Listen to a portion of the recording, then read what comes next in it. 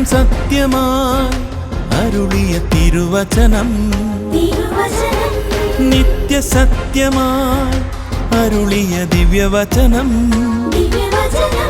ശാന്തിയായി ദീപമായി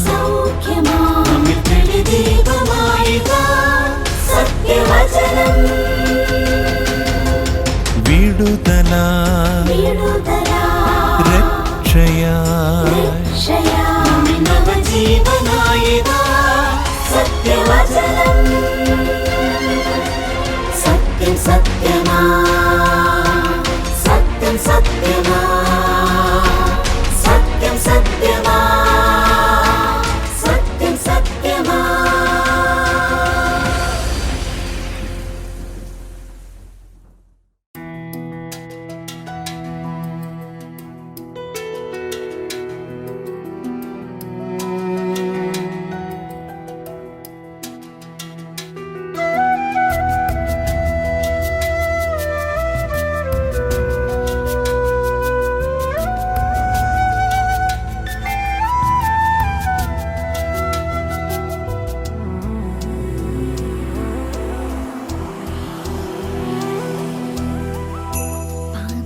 സ്നേഹിച്ചു കാൽവരി ക്രൂശതിൽ യാഗമായി തീർന്ന കർത്തനെയോർത്തിടാം.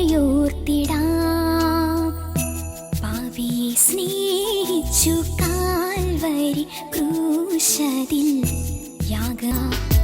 ജീവനെ നൽകിയ സ്നേഹരൂപാ. പാപിയെ സ്നേഹിച്ചു കാൽവരി ക്രൂശതിൽ യാഗമായി തീർന്ന കർത്തനെയോർത്തിടാം. എനിക്കായി നീ പീഡകളേറ്റു എന്നെയും രക്ഷിച്ചിടുവാൻ.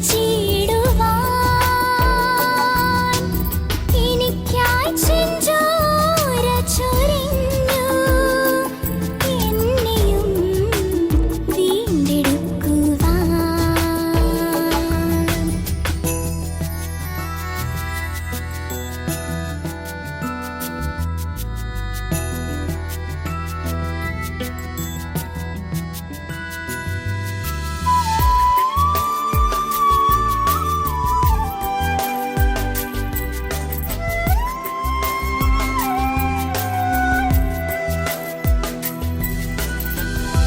ഗെത്സമനേ മുതൽ കാൽവരി മല വരെ കഷ്ടങ്ങളേറ്റ എൻ പൊന്നുനാഥനേ. ഗെത്സമനേ മുതൽ കാൽവരി മല വരെ കഷ്ടങ്ങളേറ്റ എൻ പൊന്നുനാഥനേ. ക്രൂര മനുഷ്യരാൽ കഷ്ടങ്ങളേറ്റു നീ സ്വന്ത ജീവൻ എനിക്കേകിയല്ലോ. സ്വന്ത ജീവൻ എനിക്കേകിയല്ലോ. എനിക്കായി നീ പീഡകളേറ്റു എന്നെയും രക്ഷിച്ചിടുവാൻ. എനിക്കായി ചെഞ്ചോര ചൊരിഞ്ഞു എന്നെയും വീണ്ടെടുക്കുവാൻ. സത്യം സത്യമായി എന്ന ദൈവവചന സന്ദേശത്തിലേക്ക് ഏവർക്കും സ്വാഗതം. സത്യം സത്യമാ. നമ്മുടെ കുഞ്ഞുങ്ങൾ സുരക്ഷിതരാണ്. ഓസ്കർ അവാർഡ് കിട്ടിയ ഒരു ലഘു ചലച്ചിത്രത്തിൻ്റെ കഥ പറയാം. ആ ചലച്ചിത്രത്തിൻ്റെ പേര് if anything happens I love you. എനിക്കെന്തെങ്കിലും സംഭവിച്ചാൽ ഓർക്കുക, ഞാൻ നിങ്ങളെ സ്നേഹിക്കുന്നു. ഒരു സന്തുഷ്ട കുടുംബത്തിൻ്റെ കഥയാണത്. നല്ലൊരു പിതാവും നല്ലൊരു മാതാവും 10 വയസ്സായിട്ടുള്ളൊരു തങ്കക്കുടം പോലെയുള്ളൊരു മോളും. മാതാവ് ആ കുഞ്ഞിന് വിശേഷപ്പെട്ട ആഹാരങ്ങൾ ഒരുക്കി കൊടുക്കും. പിതാവിൻ്റെ കൂടെ ആ മോള് വിവിധങ്ങളായിട്ട് കളികളിൽ ഏർപ്പെടും. അവളുടെ 10ാം ബർത്ത്ഡേ വളരെ ഗംഭീരമായിട്ട് അവർ ആഘോഷിച്ചു. അടുത്ത കൂട്ടുകാരെയൊക്കെ വിളിച്ചു. സമ്മാനങ്ങളുണ്ടായിരുന്നു, കേക്ക് ഉണ്ടായിരുന്നു, വിശേഷപ്പെട്ട ആഹാരം ഉണ്ടായിരുന്നു. അവർ തിമിർത്തു. എന്നാൽ താമസിയാതെ ആ വീട്ടിലേക്ക് ഒരു ദുരന്തം കടന്നു. ഈ മകൾ പഠിക്കുന്ന സ്കൂളിൽ ഒരു തോക്കുധാരി ഒരു ദിവസം പെട്ടെന്ന് പ്രത്യക്ഷപ്പെട്ടു. തുരുതുരെ വെടിവെക്കാൻ തുടങ്ങി. അവൾ പെട്ടെന്ന് തൻ്റെ മൊബൈലെടുത്ത് തൻ്റെ വീട്ടിലേക്ക് ഒരു ടെക്സ്റ്റ് മെസ്സേജ് അയച്ചു. അതാണ് ഞാൻ പറഞ്ഞ തലക്കെട്ട്, if anything happens I love U. എനിക്ക് എന്തെങ്കിലും സംഭവിച്ചാൽ ഓർക്കുക, ഞാൻ നിങ്ങളെ സ്നേഹിക്കുന്നു. അത് സംഭവിച്ചു. ആ ടെക്സ്റ്റ് മെസ്സേജ് അവർക്ക് കിട്ടിയ അവസാനത്തെ സന്ദേശമായിരുന്നു. ആ കുടുംബം തകർന്നു പോയി. അവർക്ക് സഹിക്കാൻ കഴിഞ്ഞില്ല. നിരാശയിലായി, നിശബ്ദരായിപ്പോയി. എന്നാൽ പിന്നീട് വളരെ പതുക്കെ ഈ പിഞ്ചു കുഞ്ഞിനെക്കുറിച്ചുള്ള ഓർമ്മകളുടെ സഹായത്താൽ അവർ ജീവിതം പിടിച്ചെടുത്തു. പ്രിയപ്പെട്ടവരെ, തോക്കിനിരയാകുന്ന മനുഷ്യരുടെ എണ്ണം 2,50,000 പേരാണ് ഒരു വർഷത്തിൽ. യുദ്ധത്തെക്കുറിച്ചല്ല ഇത് പറയുന്നത്. കോപിഷ്ഠരായ മനുഷ്യർ തലങ്കം വിലങ്കം വെടിവെച്ചുള്ള കഥ. നിങ്ങൾക്കറിയാമോ, മനുഷ്യരെക്കാൾ കൂടുതൽ തോക്കുകളുള്ള അമേരിക്കയിൽ 2023 70 വിദ്യാലയങ്ങളിൽ ഇതുപോലുള്ള വെടിവെപ്പുകൾ നടന്നിട്ടുണ്ട്. നമ്മുടെ നാട്ടിൽ അത്തരം സംഭവങ്ങളില്ലായിരിക്കാം. പക്ഷെ നമ്മുടെ മക്കൾ സുരക്ഷിതരാണോ? കൊല്ലത്ത് നിന്ന് തട്ടിക്കൊണ്ടുപോയ അബിഗയിൽ മോളുടെ കഥ നമുക്ക് മറക്കാനായോ? ആ മാതാപിതാക്കൾ അനുഭവിച്ച വേദനയും സങ്കടവും വിഷമവും നാം കണ്ടതല്ലേ? ഇടുക്കിയിലെ വണ്ടിപ്പെരിയാറിൽ പീഡനത്തിനിരയാക്കി കൊല ചെയ്ത് കെട്ടിത്തൂക്കിയ മകളുടെ കഥയും നാം കേട്ടതല്ലേ? അവളുടെ കൊലപാതകന് കോടതി വിധിച്ച വിധിയും നാം കണ്ടതല്ലേ? ഇതൊന്നും നമ്മളെ ബാധിക്കില്ല, എന്നെ ബാധിക്കില്ല എന്ന് നാം ചിന്തിച്ചിരിക്കുന്നുണ്ടോ? നമ്മുടെ മക്കൾ പോകുന്ന സ്കൂളുകളോ അതുപോലെ തന്നെ വഴികളോ ഒന്നും സുരക്ഷിതമല്ല കേട്ടോ. അങ്ങനെ വിചാരിക്കുന്നത് അബദ്ധമാണ്. ഞാൻ ചിന്തിച്ചു നോക്കിയപ്പോൾ മക്കൾക്ക് സംഭവിക്കാവുന്ന ഏറ്റവും വലിയ ദുരന്തം അവർ നേരിടുന്ന ലൈംഗിക അതിക്രമങ്ങളും പീഡനങ്ങളുമാണ്. തടുക്കാൻ പറ്റാത്ത വിധം ബലഹീനരും പ്രാപ്തിയില്ലാത്തവരുമായിരിക്കും നമ്മുടെ മക്കളെ ജീവിതകാലം മുഴുവൻ ഹൃദയത്തിൽ ആഴത്തിലുള്ള മുറിവുകളുമായി ജീവിക്കാൻ നിർബന്ധിക്കുന്ന ഇത്തരം പീഡനങ്ങൾ നമ്മുടെ നാട്ടിൽ ഇന്ന് സർവ്വസാധാരണമാണ്. കഴുകൻ കണ്ണുകളുമായി ഇരയെ തേടി നടക്കുന്ന അത്തരം മനുഷ്യർ തീരെ പ്രതീക്ഷിക്കാത്ത അപരിചിതരല്ല. അങ്കിൾമാരും ആൻറ്റിമാരും സ്കൂളിലെ അധ്യാപകരും പിയൂണൊക്കെയാണ്. എന്തൊരു സങ്കടമല്ലേ! ഇത്തരം വിഷയങ്ങൾ നിങ്ങൾ വീടുകളിൽ ചർച്ച ചെയ്യാറുണ്ടോ? നിങ്ങളുടെ പിഞ്ചോമനകളുടെ ജീവിതത്തിൽ സംഭവിക്കാൻ സാധ്യതയുള്ള അപകടങ്ങളെക്കുറിച്ച് അവർക്ക് മുന്നറിയിപ്പ് കൊടുക്കാറുണ്ടോ? എന്തൊക്കെ കാര്യങ്ങൾ സൂക്ഷിക്കണമെന്ന് പറയാറുണ്ടോ? എന്ന് മാത്രമല്ല, ഇത്തരം വാർത്തകൾ വരുമ്പോൾ ഈ വാർത്ത കണ്ടുകൊണ്ടിരിക്കുന്ന കുഞ്ഞിനോട് ഈ കാര്യങ്ങളെക്കുറിച്ച് സംസാരിക്കാറുണ്ടോ? ഇതൊക്കെ വളരെ പ്രധാനപ്പെട്ടതാണ്. നമ്മൾ പലപ്പോഴും നമ്മുടെ ജോലിയും വിനോദങ്ങളുമായിട്ട് തിരക്കിനകത്ത് പെട്ടിരിക്കുമ്പോൾ ഒരുപക്ഷെ നമ്മുടെ മക്കളുടെ അക്കാഡമിക് എക്സലൻസിനെ കുറിച്ച് മാത്രം നമ്മൾ വളരെ ചിന്തിക്കുമ്പോൾ, അവർക്ക് എൻട്രൻസ് എങ്ങനെ പാസ്സാകാം, 7ാം ക്ലാസ്സിൽ തന്നെ കോച്ചിങ് തുടങ്ങുന്നതിനെക്കുറിച്ചൊക്കെ ചിന്തിക്കുമ്പോൾ, കുഞ്ഞ് സുരക്ഷിതമായി ഉണ്ടെങ്കിലല്ലേ ഈ കാര്യങ്ങൾക്കൊക്കെ പ്രസക്തിയുള്ളൂ എന്ന് നമ്മൾ ചിന്തിച്ചിട്ടുണ്ട്. എന്നാൽ ഞാൻ നിങ്ങൾക്കൊരു ബുദ്ധി പറഞ്ഞു തരട്ടെ. നമ്മുടെ കുഞ്ഞുങ്ങൾ ഏറ്റവും സുരക്ഷിതരായിരിക്കുന്നത് കുഞ്ഞുങ്ങളെ ഏറ്റവും സ്നേഹിക്കുന്ന യേശുവിൻ്റെ അടുക്കലേക്ക് നാം നയിക്കുമ്പോഴാണ്. യേശു നമ്മുടെ കുഞ്ഞുങ്ങൾക്ക് എല്ലാ തരത്തിലുമുള്ള സുരക്ഷിതത്വം നൽകാൻ മതിയായവനാണ്.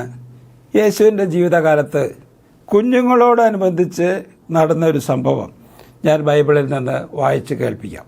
മർക്കോസ് എഴുതിയ സുവിശേഷം 10ാം അധ്യായത്തിൻ്റെ 13 മുതൽ 16 വരെയുള്ള വാക്യങ്ങളാണ് ഞാൻ വായിക്കുന്നത്. അവൻ തൊടേണ്ടതിന് ചിലർ ശിശുക്കളെ അവൻ്റെ അടുക്കൽ കൊണ്ടുവന്നു. ശിഷ്യന്മാരോ അവരെ ശാസിച്ചു. യേശു അത് കണ്ടാറെ മുഷിഞ്ഞ് അവരോട്, ശിശുക്കളെ എൻ്റെ അടുക്കൽ വരുവാൻ വിടുവിൻ, അവരെ തടുക്കരുത്. ദൈവരാജ്യം ഇങ്ങനെയുള്ളവരുടേതല്ലോ. ദൈവരാജ്യത്തെ ശിശു എന്ന പോലെ കൈക്കൊള്ളാത്തവൻ ആരും ഒരു നാളും അതിൽ കടക്കയില്ല എന്ന് സത്യമായിട്ട് നിങ്ങളോട് പറയുന്നു എന്ന് പറഞ്ഞു. പിന്നെ അവൻ അവരെ അണച്ച് അവരുടെ മേൽ കൈവച്ച് അവരെ അനുഗ്രഹിച്ചു. ഈ സംഭവത്തിൽ നിന്ന് 3 പാഠങ്ങൾ നിങ്ങളുമായിട്ട് ചർച്ച ചെയ്യണം എന്ന് ഞാൻ ആഗ്രഹിക്കുന്നു. ഒന്നാമത്തെ പാഠം ഇതാണ്: നല്ല മാതാപിതാക്കൾ തങ്ങളുടെ കുഞ്ഞുങ്ങളെ യേശുവിൻ്റെ അടുക്കിലേക്ക് നടത്തും. ശ്രദ്ധിച്ചോ? നമ്മൾ ഈ വേദഭാഗത്ത് വായിക്കുന്നത് എങ്ങനെയാണ്? അവൻ തൊടേണ്ടതിന് ചിലർ ശിശുക്കളെ അവൻ്റെ അടുക്കൽ കൊണ്ടുവന്നു. കുഞ്ഞുങ്ങൾ ഒറ്റയ്ക്ക് യേശുവിൻ്റെ അടുക്കിലേക്ക് പോകാൻ പ്രാപ്തിയുള്ളവരല്ല. അവർക്ക് അതിനുള്ള തീരുമാനശേഷിയില്ല, അവർക്കതിനുള്ള പ്രാപ്തികളും കഴിവുകളും ഒന്നുമില്ല. കുഞ്ഞുങ്ങളെ കൊണ്ടുപോകണം. കുഞ്ഞുങ്ങൾക്ക് ഗൈഡൻസ് ആവശ്യമുണ്ട്, അവരെ വഴി നടത്താൻ ആവശ്യമുണ്ട്. ഇന്ന് നമ്മുടെ കുഞ്ഞുങ്ങളെ വഴി നടത്തുന്നത് മുഴുവൻ ദൈവനിഷേധ തത്വശാസ്ത്രങ്ങളാണ്. ദൈവനിഷേധ തത്വശാസ്ത്രം നമ്മുടെ വിദ്യാഭ്യാസ മേഖലയെ മുഴുവൻ ബാധിച്ചിരിക്കുന്നു. അധികാരികളെ മാനിക്കാത്ത, അധ്യാപകരെ ബഹുമാനിക്കാത്ത, മനുഷ്യൻ പരിണമിച്ചുണ്ടായതാണ് എന്ന് വിശ്വസിക്കുന്ന മനുഷ്യ സമുദായത്തിൻ്റെ കെട്ടുറപ്പിനെ തന്നെ ബാധിക്കുന്ന വിധത്തിലുള്ള തത്വശാസ്ത്രങ്ങൾ ഇന്ന് പ്രചരിപ്പിച്ചുകൊണ്ടിരിക്കുകയാണ്. നേര് പറഞ്ഞാൽ മക്കളെ സ്കൂളിൽ അയക്കുന്നത് തന്നെ അപകടം പിടിച്ചൊരു കാര്യമായി തീർന്നിരിക്കുകയാണ്. ഈ പ്രപഞ്ചം എങ്ങനെ ഉണ്ടായി? പൊട്ടിത്തെറിക്കാൻ എന്താ ബാക്കിയുണ്ടായിരുന്നത്? ജീവൻ എങ്ങനെ ഉണ്ടായി? ജീവനില്ലാത്തതിൽ നിന്നുണ്ടായി എന്നൊക്കെ ബുദ്ധിക്ക് നിരക്കാത്ത ആലോചനകൾ ശാസ്ത്രത്തിൻ്റെ പേരിൽ മക്കളുടെ തലയിൽ അടിച്ചേൽപ്പിച്ചിട്ട് അതിന് ആധുനികത എന്ന് പറയാൻ ശ്രമിക്കുന്ന തെറ്റായിട്ടുള്ള തത്വശാസ്ത്രങ്ങളുടെ പിടിയിൽ അമർന്നിരിക്കുകയാണ് വിദ്യാഭ്യാസ രംഗം. പ്രിയപ്പെട്ടവരെ, നമ്മുടെ കുഞ്ഞുങ്ങളെ യേശുവിൻ്റെ അടുക്കിലേക്ക് അയക്കൂ. സകലത്തെയും സൃഷ്ടിച്ച് സർവശക്തനായിട്ടുള്ള ദൈവത്തിൻ്റെ അടുക്കിലേക്ക് ഈ മക്കളെ കൊണ്ടുപോകുകയും മക്കളെ യേശുവുമായിട്ടുള്ള ബന്ധത്തിലേക്ക് കൊണ്ടുവരാനായിട്ട് സഹായിക്കുകയും ചെയ്യുക. കുഞ്ഞുങ്ങളെ കൊണ്ടുപോകണം. കുഞ്ഞുങ്ങൾക്ക് ബൈബിൾ പരിചയപ്പെടുത്തണം. കുഞ്ഞുങ്ങൾക്ക് ലോകരക്ഷിതാവായി വന്ന യേശുവിനെ കുറിച്ചുള്ള യാഥാർത്ഥ്യങ്ങൾ പറഞ്ഞു കേൾപ്പിക്കണം. യേശു ബത്ലഹേമിൽ ജനിച്ചപ്പോൾ ദൂതന്മാർ പറഞ്ഞ വാർത്ത എന്തായിരുന്നു? നിങ്ങൾക്കായി ഒരു രക്ഷകൻ ദാവീദിൻ്റെ പട്ടണത്തിൽ ഇന്ന് ജനിച്ചിരിക്കുന്നു. യേശു രക്ഷകനാണ്. ഈ ലോകത്തിൽ രക്ഷകനായിട്ട് വന്നത് യേശു മാത്രമേ ഉള്ളൂ. ഈ യേശുവിനെ നമ്മുടെ കുഞ്ഞുങ്ങൾക്ക് പരിചയപ്പെടുത്താൻ കഴിഞ്ഞാൽ അതെന്തൊരു ഭാഗ്യമാണ്. ചോദിക്കട്ടെ പ്രിയപ്പെട്ടവരെ, എന്നെ കേൾക്കുന്ന അനേകരും വീട്ടിൽ ബൈബിളുള്ളവരാണ്, ബൈബിൾ വായിക്കുന്നവരാണ്. കുഞ്ഞുങ്ങളോട് കൂടെ ഇരുന്ന് ബൈബിൾ വായിക്കാനും പഠിക്കാനും അവർക്ക് ബൈബിളിലത്തെ ചരിത്ര സംഭവങ്ങൾ പറഞ്ഞു കേൾപ്പിക്കാനും നമുക്ക് സാവകാശമുണ്ടോ? മറ്റനേക ഐതിഹ്യ കഥകൾ ഒരുപക്ഷെ മക്കൾ കേട്ടിട്ടുണ്ട്, മായാവിയും കുട്ടൂസും ഒക്കെ നമുക്ക് പരിചയമുണ്ട്. പക്ഷേ ബൈബിളിലെ സംഭവങ്ങൾ കുഞ്ഞുങ്ങൾ പരിചയപ്പെട്ടിട്ടുണ്ട്. ഇത് ചരിത്ര പുസ്തകമാണ്, ചരിത്ര യാഥാർത്ഥ്യമാണ്, നമ്മുടെ ജീവിതത്തിന് രൂപാന്തരം വരുത്താൻ പോകുന്നതാണ്. പ്രിയപ്പെട്ടവരെ, യേശുവിലേക്ക് നമ്മുടെ കുഞ്ഞുങ്ങളെ നാം കൊണ്ടുപോകണം. രണ്ടാമത് ഇതിൽ നിന്ന് പറയാൻ ഉദ്ദേശിക്കുന്ന കാര്യം, യേശു കുഞ്ഞുങ്ങളെ ദൈവരാജ്യത്തിലേക്ക് പ്രവേശിപ്പിക്കുന്നു. നമ്മളിങ്ങനെ വായിക്കുന്നത്, യേശു അത് കണ്ടാറെ മുഷിഞ്ഞ് അവരോട്, ശിശുക്കളെ എൻ്റെ അടുക്കൽ വരുവാൻ വിടുവിൻ, അവരെ തടുക്കരുത്, ദൈവരാജ്യം ഇങ്ങനെയുള്ളവരുടേതല്ലോ. ഒരു കാര്യം പറയട്ടെ, കുഞ്ഞുങ്ങളെ യേശുവിൻ്റെ അടുക്കിലേക്ക് കൊണ്ടുപോകുന്നതിന് തടസ്സം നിൽക്കുന്ന അനേകരുള്ളൊരു കാലത്താണ് നമ്മൾ ജീവിക്കുന്നത്. യേശുവിൻ്റെ ശിഷ്യന്മാർ തന്നെയും കുഞ്ഞുങ്ങൾ വരുന്നതിൽ ശല്യമായിരിക്കുമല്ലോ എന്ന് വിചാരിച്ച് തടുക്കാൻ ശ്രമിച്ച ആളുകളാണ്. യേശുവിൻ്റെ കൂടെ നടക്കുന്നവരെന്ന് ചിന്തിക്കുന്ന അനേകരാണെന്ന് കുഞ്ഞുങ്ങളെ യേശുവിൻ്റെ അടുക്കിലേക്ക് വരുന്നതിൽ നിന്ന് തടയുന്നത് അനേകരുണ്ട്. എന്നാൽ യേശു പറഞ്ഞ വാക്ക് കേട്ടോ, ദൈവരാജ്യത്തിലേക്ക് പ്രവേശിക്കാൻ ഏറ്റവും എളുപ്പം കുഞ്ഞുങ്ങൾക്ക് സാധിക്കുന്നു. ദൈവരാജ്യം ഇങ്ങനെയുള്ളവരുടേതല്ലോ, ദൈവരാജ്യത്തെ ശിശു എന്ന പോലെ കൈക്കൊള്ളാത്തവൻ ആരും ഒരു നാളും അതിൽ കടക്കയില്ല എന്ന് സത്യമായിട്ട് ഞാൻ നിങ്ങളോട് പറയുന്നു എന്ന് പറഞ്ഞു എന്നാണ് നാം വായിക്കുന്നത്.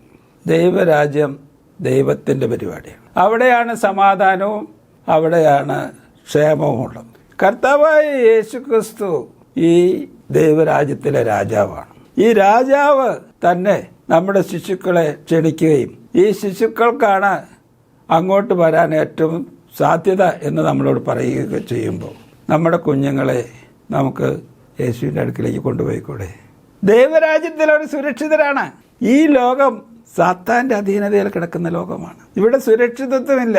എന്തൊക്കെ കാര്യങ്ങളാണ് ഈ ലോകത്തിൽ സംഭവിച്ചുകൊണ്ടിരിക്കുന്നത്. യേശുവിൻ്റെ അടുക്കൽ വരുന്ന കുഞ്ഞുങ്ങൾ സുരക്ഷിതരായിരിക്കും. നമ്മളിവിടെ വായിച്ച വാക്ക് നിങ്ങൾ കേട്ടോ, ദൈവരാജ്യത്തെ ശിശു എന്ന പോലെ കൈക്കൊള്ളാത്തവൻ ആരും ഒരു നാളും അതിൽ കടക്കയില്ല എന്ന് ഞാൻ സത്യമായിട്ട് നിങ്ങളോട് പറയുന്നു. ശിശുക്കൾക്ക് ദൈവരാജ്യ പ്രവേശനം എളുപ്പമായിരിക്കുന്നത് എന്തുകൊണ്ടാണ്? അവർ യേശുവിനെ എളുപ്പം അംഗീകരിക്കുന്നതിൻ്റെ കാരണം, യേശുവിനെക്കുറിച്ചുള്ള സത്യങ്ങൾ ബൈബിളിൽ നിന്ന് കാണിച്ചു കൊടുത്താൽ അവർ അംഗീകരിക്കും. യേശു പാപമോചകനാണ്, രക്ഷകനായി വന്നതാണ്. അവൻ അവരെ അവരുടെ പാപങ്ങളിൽ നിന്ന് രക്ഷിപ്പാനിരിക്കെ കൊണ്ട് അവർ യേശു എന്ന് പേരിടണം എന്ന് ദൂതൻ പറഞ്ഞ വാക്ക് നമുക്കറിയാം. യേശു രക്ഷകനാണ്. യേശു രക്ഷകനാണ്, പാപവിമോചകനാണ്, ദൈവരാജ്യത്തിലേക്ക് പ്രവേശിപ്പിക്കുന്നവനാണ്. കുഞ്ഞുങ്ങൾക്ക് വിശ്വസിക്കാൻ എളുപ്പമാണ്. മാതാപിതാക്കൾക്ക് പലപ്പോഴും അത് എളുപ്പമല്ല. അവർ 100 കൂട്ടം തത്വശാസ്ത്രങ്ങൾ കേട്ടവരാണ്, 100 ന്യായവാദങ്ങൾ പറയുന്നവരാണ്. എന്നാൽ ബൈബിളിലെ സത്യങ്ങൾ അംഗീകരിക്കാനായിട്ട് താഴ്മ വേണം. പ്രിയപ്പെട്ടവരെ, ദൈവരാജ്യത്തിലേക്കുള്ള വാതിലിനെ കുറിച്ച് യേശു തന്നെ പറഞ്ഞത് അത് ഇടുക്കമുള്ള വാതിലാണ്, ഞെരുക്കമുള്ള വാതിലാണ്. കുഞ്ഞുങ്ങൾക്ക് എളുപ്പം കിടക്കാം, ചെറിയ വാതിലാണ്. പക്ഷേ മാതാപിതാക്കളെ ഞാൻ നിങ്ങളോട് ചോദിക്കട്ടെ, നിങ്ങൾക്കും ദൈവരാജ്യത്തിൽ പ്രവേശിക്കണ്ടേ? ഇവിടെ പറയുന്നത് ദൈവരാജ്യത്തെ ശിശു എന്ന പോലെ കൈക്കൊണ്ടാൽ നമുക്കും പ്രവേശിക്കാം. ഈ ചെറിയ വാതിലൂടെ കടക്കണമെങ്കിൽ കുനിഞ്ഞ് നടക്കണം, താഴ്മ വേണം. വലിയ തടിയും പല ബദ്ധപ്പാടും വളരെ സാധനങ്ങളും കൊണ്ട് അങ്ങോട്ട് പ്രവേശിക്കാൻ സാധിക്കില്ല. നമ്മുടെ സൽപ്രവൃത്തികളോ നമ്മുടെ നന്മപ്രവൃത്തികളോ നമ്മുടെ ആചാരങ്ങളോ ഒന്നും കൊണ്ട് ദൈവരാജ്യത്തിലേക്കുള്ള പ്രവേശനം സാധിക്കില്ല. താഴ്മയോടുകൂടി എൻ്റെ കയ്യിലൊന്നുമില്ല, എന്നെ കൈക്കൊള്ളുമോ, ഞാൻ പാപിയാണ്, കുറ്റക്കാരനാണ്, എനിക്ക് ശിക്ഷയ്ക്കുള്ള അർഹതയേ ഉള്ളൂ, എന്നാൽ യേശുവെ ഞാൻ നിന്നിൽ ആശ്രയിക്കുന്നു, നിന്നിൽ ഞാൻ ചാരുന്നു എന്ന് പറഞ്ഞ് യേശുവിൻ്റെ അടുക്കിലേക്ക് ആ വാതിലൂടെ കുനിഞ്ഞിറങ്ങാനായിട്ട് നമുക്ക് മനസ്സുണ്ടോ? പ്രിയപ്പെട്ടവരെ, നമ്മുടെ കുഞ്ഞുങ്ങളെ ദൈവരാജ്യത്തിലേക്ക് യേശു പ്രവേശിപ്പിക്കാൻ വേണ്ടി കൂട്ടിക്കൊണ്ട് ചെല്ലുമ്പോൾ നമുക്കും ആ ഇടുക്കുവാതിലൂടെ, ആ ചെറിയ വാതിലിലൂടെ കുനിഞ്ഞ് കടന്നുകൂടെ നമ്മുടെ ദൈവം ഒരുക്കി വച്ചിരിക്കുന്ന ദൈവരാജ്യത്തിൻ്റെ സൗഭാഗ്യം നമുക്ക് അനുഭവിച്ചുകൂടെ? മൂന്നാമതായിട്ട് ഞാൻ പറയാൻ ആഗ്രഹിക്കുന്ന കാര്യം, യേശു കുഞ്ഞുങ്ങളെ ഉപാധി കൂടാതെ കൈക്കൊള്ളും. നിങ്ങൾ ഈ കഥ വായിച്ചില്ല, ഈ കുഞ്ഞുങ്ങൾ എന്തെങ്കിലും സമ്മാനമൊക്കെ കൊണ്ടാണോ യേശുവിൻ്റെ അടുക്കിലേക്ക് വന്നത്? അല്ലെങ്കിൽ ഈ കുഞ്ഞുങ്ങളുടെ കയ്യിൽ എന്തുണ്ടാവാനാ? അവരെന്തെങ്കിലും സമ്പാദിച്ചിട്ടുണ്ടോ? സമ്പാദിക്കാനുള്ള പ്രാപ്തി അവർക്കുണ്ടോ? പ്രിയപ്പെട്ടവരെ, യേശുവിൻ്റെ അടുക്കിലേക്ക് യേശു കുഞ്ഞുങ്ങളെ സ്വീകരിച്ചത് ഉപാധി കൂടാതെയാണെങ്കിൽ സകല മനുഷ്യരെയും ഉപാധി കൂടാതെ കൈക്കൊള്ളുന്നവനാണ് നമ്മുടെ യേശു. ഇന്ന് ലോകത്തിൽ അനേക ദേവീദേവന്മാരും ദൈവങ്ങളും ഒക്കെ ഉണ്ട്. അവിടെയൊക്കെ ചെല്ലണമെങ്കിൽ നമുക്ക് പലതും കൊണ്ടുപോകണം. പല ഉപാധികളുണ്ട്. വ്രതം നോൽക്കണം, ഉപവസിക്കണം, പ്രത്യേക വസ്ത്രം ധരിക്കണം, എന്തൊക്കെ കാര്യങ്ങളാണ്. പക്ഷേ യേശുവിന് അങ്ങനെ ഒരു ഉപാധിയില്ല. ശുപാർശക്കാർ വേണം പല സ്ഥലത്തും, പക്ഷേ യേശുവിൻ്റെ അടുക്കിലേക്ക് ശുപാർശക്കാരുടെ ആവശ്യമില്ല കേട്ടോ. നിങ്ങൾ യേശുവിനെ കുറിച്ച് ബൈബിളിലെ സുവിശേഷങ്ങളിൽ രേഖപ്പെടുത്തിയിരിക്കുന്ന ചരിത്രം വായിച്ചു നോക്കണം. യേശുവിൻ്റെ അടുക്കിലേക്ക് എന്നെ ഒന്ന് കൂട്ടിക്കൊണ്ടു പോകുമോ എന്ന് യേശുവിൻ്റെ ശിഷ്യന്മാരോട് പോലും ആരെങ്കിലും ചോദിച്ചതായിട്ട് നാം കാണുന്നില്ല. യേശുവിൻ്റെ അടുക്കിലേക്ക് ആർക്കും ചെല്ലാം. യേശു യാത്ര ചെയ്ത് ക്ഷീണിച്ച് തളർന്നിരിക്കുന്ന സമയത്ത് തന്നെയും യേശുവിൻ്റെ സഹായത്തിന് വേണ്ടി, യേശുവുമായിട്ട് സന്ധിക്കുന്നതിന് വേണ്ടി ആരെങ്കിലും വന്നാൽ അവരെ സ്വീകരിക്കാനായിട്ട് യേശുവിന് സമയമുണ്ട്. എന്ന് മാത്രമല്ല, പലപ്പോഴും തന്നെ സന്ദേശങ്ങൾ കേട്ട് 2-3 ദിവസം ആഹാരമില്ലാതെ കാത്തിരുന്ന ജനത്തെ പറഞ്ഞുവിടാനായിട്ട് ശിഷ്യന്മാർ നിർബന്ധിച്ചപ്പോൾ എനിക്ക് അവരോട് മനസ്സലിവ് തോന്നുന്നു, അവരെ വെറുതെ അയക്കരുത് എന്ന് പറയുന്ന യേശുവാണ് നമ്മുടെ ബൈബിളിൽ നാം കാണുന്ന യേശു. പ്രിയപ്പെട്ടവരെ, ഒരു ഉപാധിയും കൂടാതെ തൻ്റെ അടുക്കൽ വരുന്നവരെ സ്വീകരിക്കുന്ന, ഉൾക്കൊള്ളുന്ന, തൻ്റെ സ്വന്തമാക്കുന്ന യേശുവിൻ്റെ അടുക്കിലേക്ക് നമ്മുടെ കുഞ്ഞുങ്ങളെ നമുക്ക് അയക്കാം. നമ്മളിവിടെ വായിക്കുന്നത് എങ്ങനെയാണ്? അവൻ അവരെ അണച്ച് അവരുടെ മേൽ കൈവച്ച് അവരെ അനുഗ്രഹിച്ചു. അവൻ അവരെ അണച്ച് അവരുടെ മേൽ കൈവച്ച് അവരെ അനുഗ്രഹിച്ചു. യേശുവിൻ്റെ ഇടപാടുകൾ നിങ്ങൾ ശ്രദ്ധിച്ചാൽ പലപ്പോഴും കാണുന്നൊരു കാര്യം, യേശു മനുഷ്യരെ സ്പർശിക്കുന്ന ആളാണ്. സ്നേഹം പലപ്പോഴും നമുക്ക് മനസ്സിലാകുന്നത് സ്പർശത്താലാണ്. യേശുവിൻ്റെ അടുക്കൽ കുഷ്ഠരോഗികൾ വന്നിട്ടുണ്ട്. യേശു, നിനക്ക് മനസ്സുണ്ടെങ്കിൽ എന്നെ ശുദ്ധനാക്കാൻ കഴിയുമെന്ന് പറഞ്ഞ കുഷ്ഠരോഗിയുടെ മേൽ കൈവച്ച്, എനിക്ക് മനസ്സുണ്ട്, നീ ശുദ്ധനാകുക എന്നല്ലേ പറഞ്ഞത്. മനുഷ്യരെ അകറ്റി നിർത്തുന്ന ആളല്ല യേശു. ഇന്ന് പല ദേവന്മാരുടെ അടുക്കിലേക്കും മഹാന്മാരുടെ അടുക്കിലേക്കും പ്രവേശിക്കാൻ തന്നെ ബുദ്ധിമുട്ടാണ്, അടുത്ത് പോകാൻ തന്നെ ബുദ്ധിമുട്ടാണ്, അവരെ സ്പർശിക്കുക എന്നുള്ളത് അസാധ്യമാണ്. എന്നാൽ യേശു നമ്മെ സ്പർശിക്കുന്നവനാണ്. യേശു നമ്മുടെ ഹൃദയങ്ങളെ തൊടുന്നവനാണ്. നമ്മുടെ ഹൃദയത്തിലെ പാപങ്ങൾ, കുറ്റങ്ങൾ, നമ്മുടെ ഹൃദയത്തിലുള്ള തിന്മകൾ, പക, പിണക്കം, പ്രതികാര ചിന്ത എല്ലാം നീക്കുന്ന വിധത്തിൽ നമ്മുടെ ഉള്ളിൽ രൂപാന്തരം വരുത്തുന്നവനാണ്. ഈ യേശുവിൻ്റെ അടുക്കിലേക്ക് നമ്മുടെ കുഞ്ഞുങ്ങളെ നമുക്ക് നടത്താം. കുഞ്ഞുങ്ങളെ നടത്തുന്നതിനോടൊപ്പം നമുക്കും യേശുവിൻ്റെ അടുക്കിലേക്ക് പോകാം.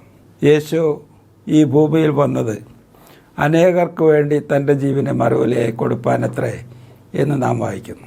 യേശു വന്നത് ശുശ്രൂഷ സ്വീകരിപ്പാനല്ല, ശുശ്രൂഷിപ്പാനും അനേകർക്ക് വേണ്ടി തൻ്റെ ജീവനെ മറുവിലയായി കൊടുപ്പാനും അത്രേ.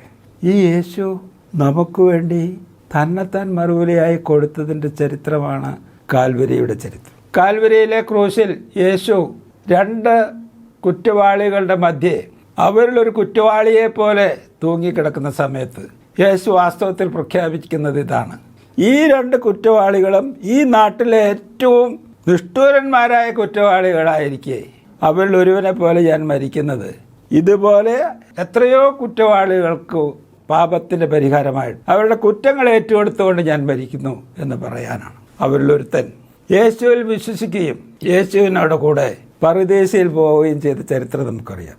പ്രിയപ്പെട്ടവരെ, യേശു നമ്മെ അനുഗ്രഹിക്കുന്നതിന് നമ്മൾ യേശുവിന് വേണ്ടി ഒന്നും കൊടുക്കണ്ട. നമുക്കൊന്നും കൊടുക്കാനായിട്ട് സാധിക്കുകയില്ല. യേശുവിൻ്റെ കരസ്പർശം ഏൽക്കാൻ വേണ്ടി നമ്മുടെ കുറ്റങ്ങൾ ഏറ്റുപറഞ്ഞ് യേശുവിൻ്റെ അടുക്കിലേക്ക് വന്നാൽ മതി. അവൻ നമ്മുടെ പാപങ്ങൾ ക്ഷമിക്കാൻ തക്കവണ്ണം വിശ്വസ്തനും നീതിമാനുമാണ്. പക്ഷെ നമ്മുടെ കുറ്റങ്ങൾ, നമ്മുടെ പാപങ്ങൾ നാം ഏറ്റുപറയണം. ഈ യേശുവിൻ്റെ അടുക്കിലേക്ക് നമ്മുടെ കുഞ്ഞുങ്ങളെ നമുക്ക് കൊണ്ടുപോകാം. നമ്മുടെ കുഞ്ഞുങ്ങൾ സുരക്ഷിതരല്ല കേട്ടോ. ഈ ലോകം ഭയങ്കര അപകടം പിടിച്ച ലോകമാണ്. നമ്മുടെ കുഞ്ഞുങ്ങൾ നമുക്ക് പ്രിയപ്പെട്ടവരല്ലേ, നമ്മുടെ നിധികളല്ലേ, അവരെ നമുക്ക് സ്നേഹമില്ലേ? ഈ കുഞ്ഞുങ്ങളെ സുരക്ഷിത സ്ഥാനത്തേക്ക് യേശുവിൻ്റെ അടുക്കിലേക്ക് നടത്താം. കൂട്ടത്തിൽ നമുക്കും സ്വർഗരാജ്യത്തിലേക്കുള്ള ആ ചെറിയ വഴിയിലൂടെ തുറന്ന കൈയുമായിട്ട് തകർന്ന ഹൃദയവുമായിട്ട് യേശുവിൻ്റെ അടുക്കിലേക്ക് ചെല്ലാം. യേശു നമ്മെ ഓരോരുത്തരെയും അനുഗ്രഹിക്കട്ടെ. നമ്മുടെ കുഞ്ഞുങ്ങൾ സുരക്ഷിതരായിത്തീരാൻ യേശുവിലേക്ക് നടത്താൻ കർത്താവ് നമുക്ക് വഴി തുറക്കട്ടെ എന്ന് ആശംസിച്ചുകൊണ്ട് ഞാൻ എൻ്റെ വാക്കുകളെ ചുരുക്കുന്നു. ദൈവനാമം മഹത്വപ്പെടുമാറാകട്ടെ.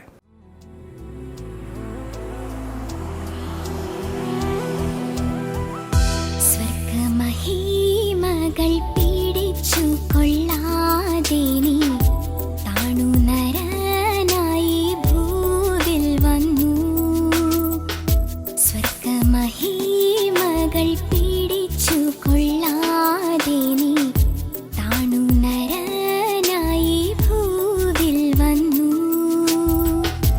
എന്നെ വിടുവിപ്പാൻ മോചനം നൽകുവാൻ സ്വന്ത ജീവൻ തന്ന സ്നേഹനാഥ, സ്വന്ത ജീവൻ തന്ന സ്നേഹനാഥ, എനിക്കായി നീ പീഡകളേറ്റു എന്നെയും രക്ഷിച്ചിടുവാൻ.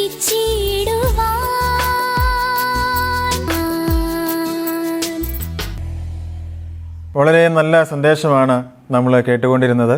ശിശു സഹജമായ വിശ്വാസമാണ് മനുഷ്യന് വേണ്ടിയത് എന്നാണ് നമ്മൾ കേട്ടത്. നമുക്കറിയാം, കർത്താവായിരിക്കുന്ന യേശുക്രിസ്തു ഭൂമിയിലായിരുന്ന സമയത്ത് കുഞ്ഞുങ്ങളെ തൻ്റെ അടുക്കിലേക്ക് വരുവാനായിട്ട് തടഞ്ഞ സമയത്ത് കർത്താവ് അവരെ മാറ്റി നിർത്തി കുഞ്ഞുങ്ങളെ തൻ്റെ അടുക്കിലേക്ക് വളരെ സ്നേഹത്തോടെ ഹാർദവമായി ഹൃദയംഗമായി അവരെ ചേർത്ത് പിടിക്കുന്ന നമുക്ക് കാണുവാനായിട്ട് സാധിക്കും. നിങ്ങൾ തിരിഞ്ഞ ശിശുക്കളെ പോലെ ആയിത്തീരുന്നില്ല എങ്കിൽ സ്വർഗരാജ്യം അവകാശമാക്കുവാനായിട്ട് കഴിയുകയില്ല എന്ന് കർത്താവ് പറഞ്ഞു. പ്രിയപ്പെട്ടവരെ, പലപ്പോഴും രക്ഷ പ്രാപിക്കുവാനായി, ദൈവത്തെ പ്രസാദിപ്പിക്കുവാനായി ധാരാളം കാര്യങ്ങൾ നമ്മൾ ചെയ്യുന്നവരാണ്, ധാരാളം പണം മുടക്കുന്നവരാണ്, ധാരാളം അധ്വാനിക്കുന്നവരാണ്, വലിയ ഭാരമുള്ള കുരിശുകൾ ചുമന്ന് വലിയ മലകൾ നമ്മൾ കയറുന്നവരാണ്. നമ്മുടെ പാരമ്പര്യങ്ങൾ, ക്രിസ്തീയ പാരമ്പര്യത്തിൽ നാം ആശ്രയിക്കാറുണ്ട്.